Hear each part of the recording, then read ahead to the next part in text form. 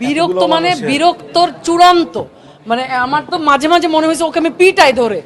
কিন্তু মানে থাকে না আমি ওর সিনেমাটা নিয়ে এক জায়গায় একজনকে বলছিলাম যে সিনেমার একটা পর্যায়ে যে আমার এরকম সিচুয়েশন ছিল যে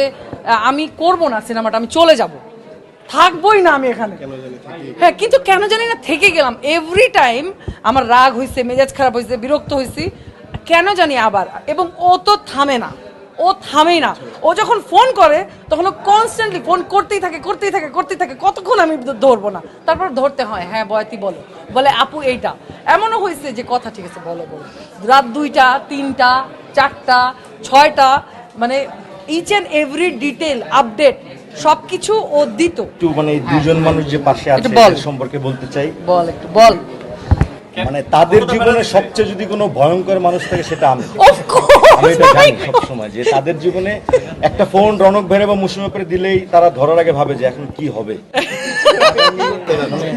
এখন সোহেল কি বলবে গত মানে 1 মাস আগে রনক ভাই আমার ব্লগ খুলছে হোয়াটসঅ্যাপ থেকে তাহলে চিন্তা করেন অবস্থা বলে তো আমি আসলে খুব লাকি প্রকৃতি আমাকে অনেক হেল্প করছে নেচার আমার মনে হয় সবাইকে মানে জার্নি আমরা করতে না চাইলেও তোমাকে জার্নি করতেই হবে এটা হচ্ছে এই লোকটা এই মানুষটাকে চিনে রাখা একটা বদ্ধ উন্মাদ